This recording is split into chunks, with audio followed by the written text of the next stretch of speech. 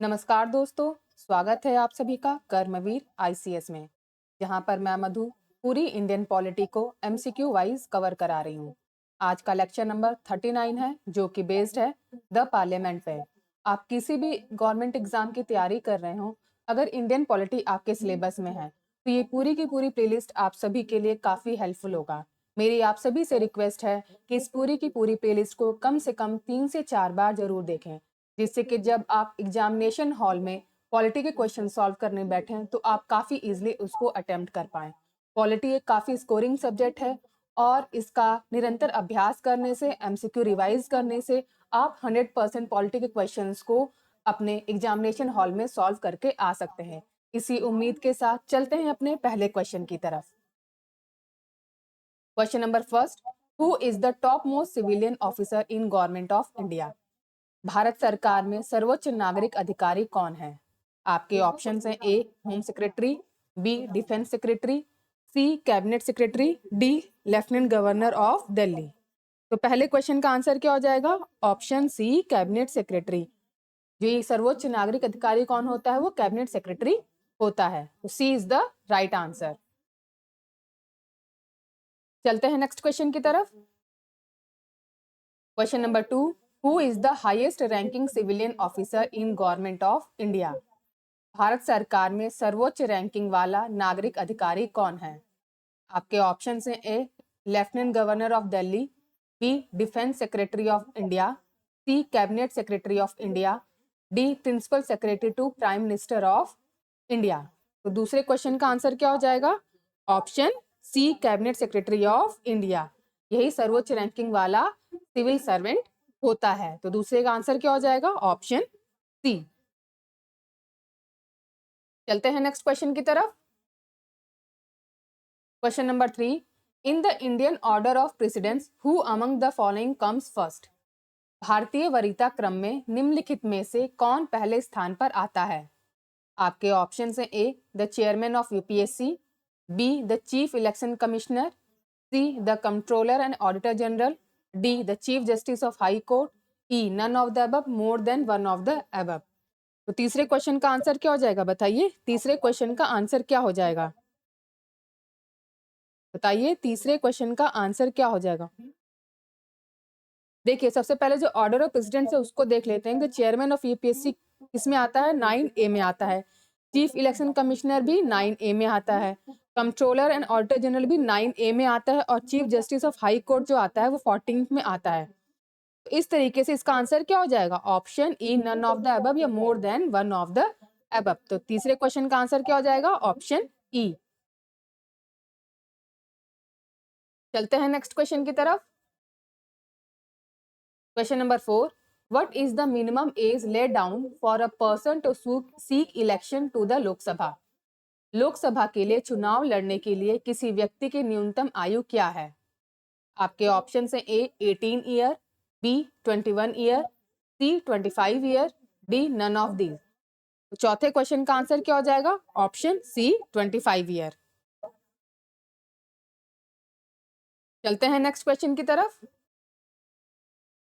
Question number 5, what is the minimum age for a member of the parliament?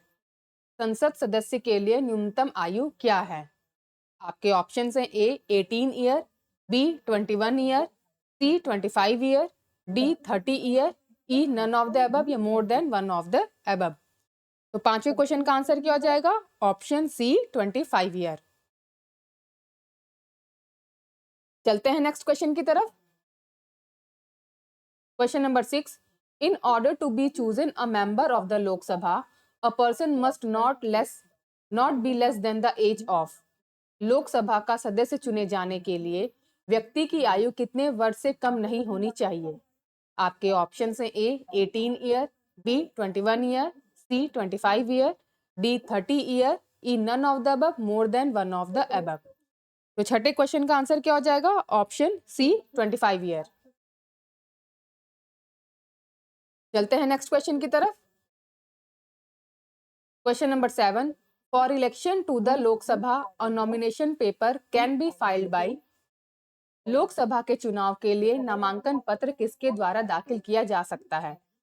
आपके option हैं A anyone residing in India, Bharat में रहने वाला कोई भी व्यक्ति, B a resident of the constituency from which the election is to be contested, उस निर्वाचन क्षेत्र का निवासी जहां से चुनाव लड़ा जाना है, C any citizen of India whose name appear in the electoral roll of the constituency, Bharat का कोई भी नागरिक जिसका नाम किसी निर्वाचन क्षेत्र की मतदाता सूची में शामिल है, D any citizen of India, Bharat का कोई भी नागरिक।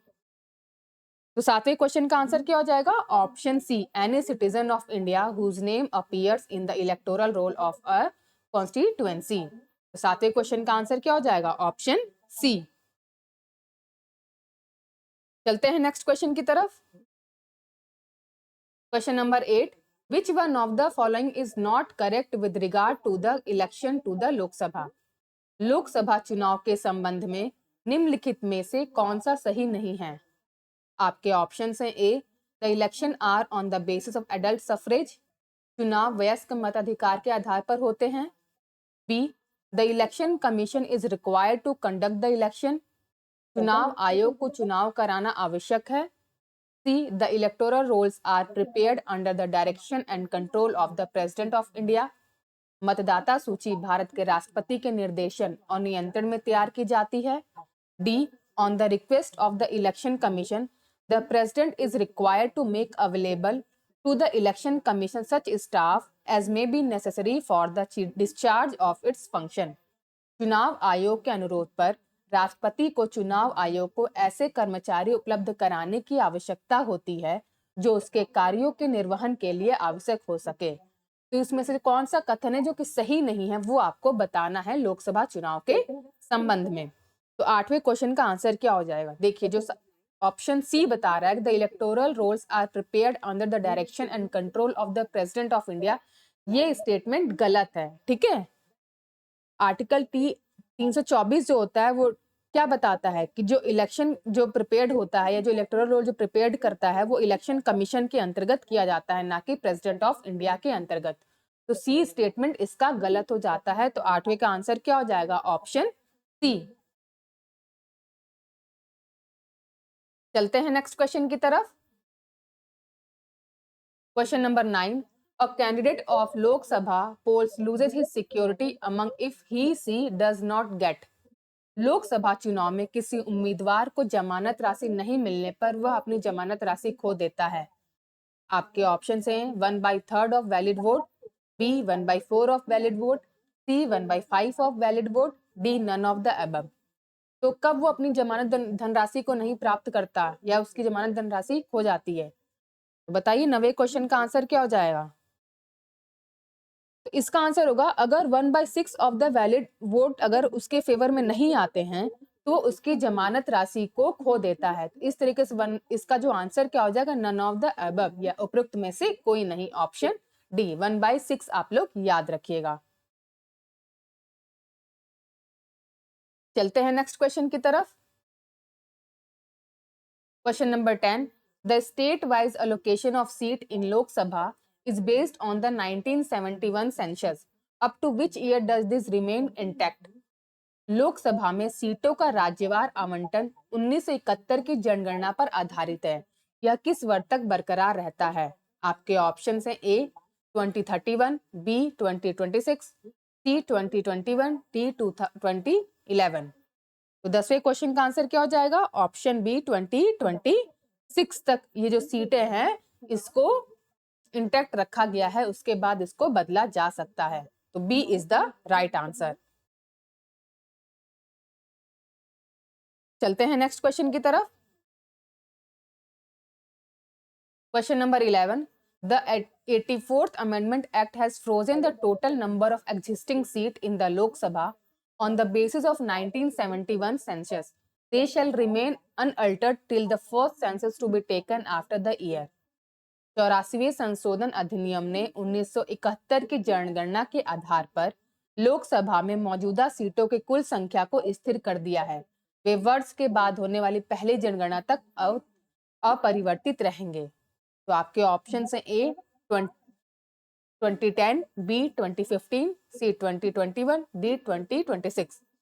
11वें क्वेश्चन का आंसर क्या हो जाएगा? ऑप्शन डी 2026 तक जो सीट है लोकसभा की, इसको अनअल्टर्ड या उसको चेंज नहीं किया जा सकता है। तो 11th का आंसर क्या हो जाएगा? Option D. चलते हैं नेक्स्ट क्वेश्चन की तरफ। Question number 12, maximum strength of Lok Sabha as stipulated in the constitution of India is. Bharat के संविधान में निर्धारित लोकसभा की अधिकतम संख्या कितनी है?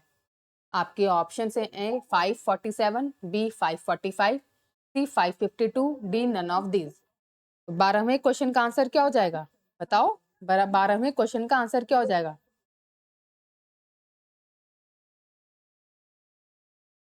इसका आंसर होगा option D none of these, क्योंकि जो मैक्सिमम नंबर है वो 550 है, तो इसमें ये ऑप्शन नहीं है। इस तरीके से इसका आंसर क्या हो जाएगा? Option D none of these. ठीक है, 530 स्टेट से आते हैं, 20 यूनियन टेरिटरीज से आते हैं और 2 फ्रॉम एंग्लो इंडियंस। ठीक है, लेकिन जो हमारा 2019 में जो 2025 जनवरी 2020 में जो अमेंडमेंट हुआ था, उसके बाद सब इसकी सीट को 550 कर दिया गया है। ठीक है, इस तरीके से इसका आंसर क्या हो जाएगा? Option D none of these.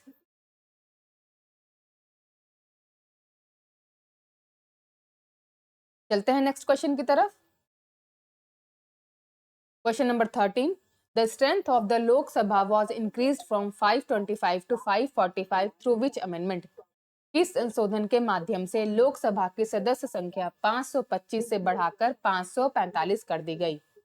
आपके ऑप्शन है ए 31, B 35, C 42, D 45।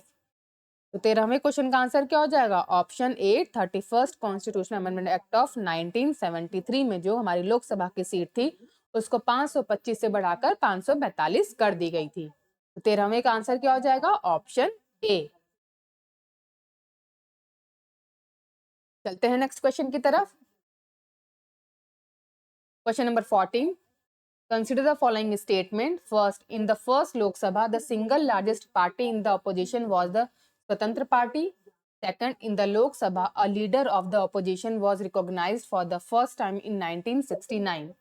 Third, in the Lok Sabha, if a party does not have a minimum of 75 members, its leader cannot be recognized as the leader of the opposition. Which of the statement given is are correct? निम्नलिखित कथनों पर विचार करें। पहला, पहली लोकसभा में विपक्ष में सबसे बड़ी पार्टी स्वतंत्र पार्टी थी। दूसरा, लोकसभा में विपक्ष के नेता को पहली बार 1969 में मान्यता दी गई थी। तीसरा, लोकसभा में यदि किसी पार्टी के पास न्यूनतम 75 सदस्य नहीं है तो उसके नेता को नेता के रूप में मान्यता नहीं दी जा सकती है।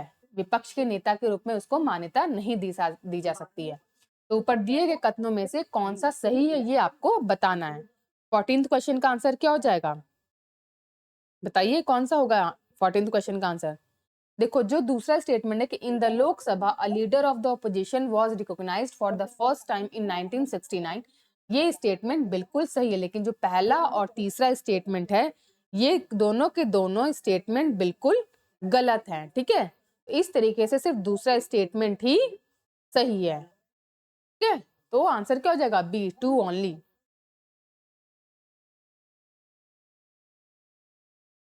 चलते हैं नेक्स्ट क्वेश्चन की तरफ। Question number 15, according to the article 82 of the constitution of India, the allocation of seat in Lok Sabha to the state is on the basis of the census. Bharat के संविधान के अनुच्छेद 82 के अनुसार राज्यों को लोकसभा की सीटों का आवंटन जनगणना के आधार पर होता है। आपके ऑप्शन से ए 1961, बी 1971, सी 1981, डी 1991। तो 15वें क्वेश्चन का आंसर क्या हो जाएगा? Option B 1971। चलते हैं नेक्स्ट क्वेश्चन की तरफ। Question number 16, presently the number of seats of each state in Lok Sabha is allocated on the basis of. वर्तमान में लोकसभा में प्रत्येक राज्य की सीटों की संख्या किसके आधार पर आवंटित की जाती है? आपके ऑप्शन हैं A census of 1951, B census of 1961, C census of 1971, D census of 1981। तो 16वें क्वेश्चन का आंसर क्या हो जाएगा? Option C census of 1971। चलते हैं नेक्स्ट क्वेश्चन की तरफ। Question number 17, the state wise seat allocation in Lok Sabha is based on. Lok Sabha में राज्यवार सीट आवंटन किस पर आधारित है? आपके ऑप्शन हैं A population, B area, C poverty, D language. तो 17वें क्वेश्चन का आंसर क्या हो जाएगा? Option A population. चलते हैं नेक्स्ट क्वेश्चन की तरफ। Question number 18, there is no reservation for SC and ST for Lok Sabha in. Lok Sabha में एससी और एसटी के लिए कोई आरक्षण नहीं है। आपके ऑप्शन हैं ए अरुणाचल प्रदेश में, B Jammu Kashmir, C Meghalaya, D all of the above. तो 18वें क्वेश्चन का आंसर क्या हो जाएगा? 18वें क्वेश्चन का आंसर क्या हो जाएगा? इसका आंसर होगा ऑप्शन ए और बी। अरुणाचल प्रदेश में भी कोई भी सीट एससी और एसटी के लिए नहीं है और जम्मू कश्मीर में भी कोई भी सीट एससी और एसटी के लिए नहीं है। तो A and B is the right answer. चलते हैं नेक्स्ट क्वेश्चन की तरफ। Question number 19, reservation of seat for scheduled tribes in the Lok Sabha does not exist in the state of. Lok Sabha में अनुसूचित जनजातियों के लिए सीटों का आरक्षण किस राज्य में मौजूद नहीं है? आपके ऑप्शन हैं A Kerala and Tamil Nadu, B Karnataka and Kerala, C Tamil Nadu and Karnataka, D all of the above. 19वें क्वेश्चन का आंसर क्या हो जाएगा? Option A Kerala and Tamil Nadu. चलते हैं नेक्स्ट क्वेश्चन की तरफ। Question number 20, if the number of seats allocated to a state in the Lok Sabha is 42, then the number of seats reserved for the scheduled caste in that state will be। यदि किसी राज्य को लोकसभा में आवंटित सीटों की संख्या 42 है तो उस राज्य में अनुसूचित जाति के लिए आरक्षित सीटों की संख्या होगी। आपके ऑप्शन हैं ए 21, बी 14, सी 7, डी 6। इस क्वेश्चन का आंसर देने के लिए हम क्या करते हैं, जो हमारे पास एग्जाम्पल है उसके आधार पर इस क्वेश्चन का आंसर देते हैं। जैसे कि वेस्ट बंगाल या आंध्र प्रदेश में सीट 42 है और जो वहां पर जो सीट रिजर्व है शेड्यूल्ड कास्ट के लिए वो रिस्पेक्टिवली 8 और 6 है।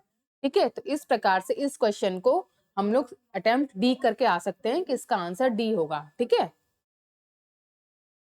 अगर 8 लिखा होता ऑप्शन में तो 8 लगाते, 6 लिखा है तो आप 6 लगाएंगे। इस तरीके इसका आंसर क्या हो जाएगा? Option D 8 and 6। ठीक है, चलते हैं नेक्स्ट क्वेश्चन की तरफ। Question number 21, which one of the following state has the highest number of reserve seat for the scheduled tribes in the लोक सभा। निम्नलिखित में से किस राज्य में लोकसभा में अनुसूचित जनजातियों के लिए सबसे अधिक आरक्षित सीटें हैं? आपके ऑप्शन हैं ए बिहार, बी उत्तर प्रदेश, सी मध्य प्रदेश, डी गुजरात। 21वें क्वेश्चन का आंसर क्या हो जाएगा? Option C Madhya Pradesh. चलते हैं नेक्स्ट क्वेश्चन की तरफ। Question number 22, which one of the following state elect the largest number of members representing scheduled tribes to the House of People। निम्नलिखित में से कौन सा राज्य लोकसभा में अनुसूचित जनजातियों का प्रतिनिधित्व करने वाला सदस्यों की सबसे बड़ी संख्या का चुनाव करता है? आपके ऑप्शन हैं A Andhra Pradesh, B Bihar, C Madhya Pradesh, D Maharashtra. तो 22वें क्वेश्चन का आंसर क्या हो जाएगा? Option C Madhya Pradesh. चलते हैं नेक्स्ट क्वेश्चन की तरफ। Question number 23, how many seats are reserved for scheduled caste in the Lok Sabha.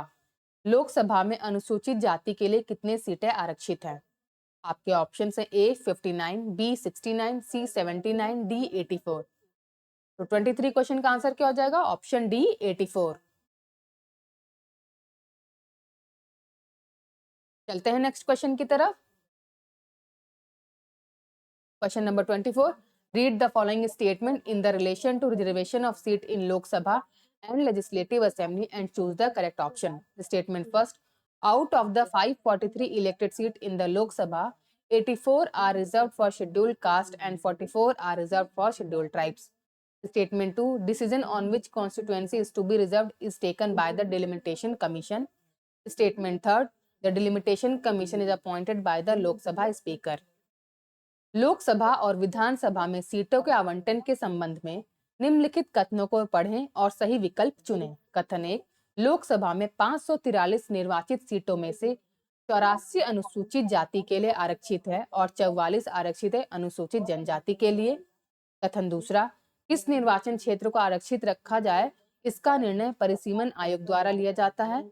तीसरा, परिसीमन आयोग की नियुक्ति लोकसभा अध्यक्ष द्वारा की जाती है। तो आपको बताना है कि इसमें से जो करेक्ट ऑप्शन है वो आपको चूज करना है। 24वें क्वेश्चन का आंसर क्या हो जाएगा, बताइए। 24वें क्वेश्चन का आंसर क्या हो जाएगा? देखिए, जो दूसरा स्टेटमेंट है, the decision on which constituency is to be reserved is taken by the delimitation commission, ये स्टेटमेंट आपका सही है, ठीक है। लेकिन जो पहला स्टेटमेंट क्या कह रहा है कि out of the 543 elected seat in the Lok Sabha, 82 are reserved for scheduled caste and 44 are reserved for scheduled tribes, ये गलत स्टेटमेंट है, ठीक है, क्योंकि जो 47 सीट्स हैं वो रिजर्व्ड हैं शेड्यूल्ड ट्राइब्स के लिए। तो इस तरीके से ये स्टेटमेंट तो गलत हो जाता है। अब तीसरा स्टेटमेंट क्या करता है, delimitation commission appointed by the Lok Sabha speaker, बताओ क्या ये लोकसभा स्पीकर के द्वारा किया जाता है? बताओ बताओ इसका आंसर क्या होगा? ये गलत स्टेटमेंट है क्योंकि ये पार्लियामेंट के द्वारा किया जाता है। तो पहला और तीसरा स्टेटमेंट तो गलत है और दूसरा स्टेटमेंट बिल्कुल सही है। तो statement first and third are false but statement second is true. इस तरीके से option C is the right answer.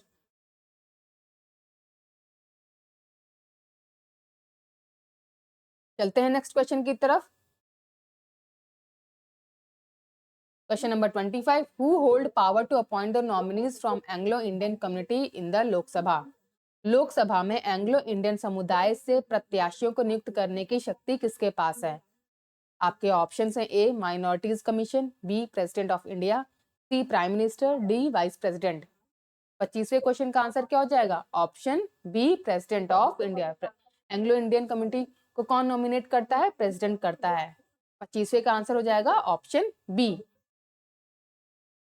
इस प्रकार आज हमने सेट ऑफ 25 क्वेश्चन को कंप्लीट कर लिया है। अगर आप सभी को ये सीरीज अच्छी लग रही है तो प्लीज लाइक कीजिए, कमेंट कीजिए और सब्सक्राइब कीजिए कर्मवीर आईसीएस को।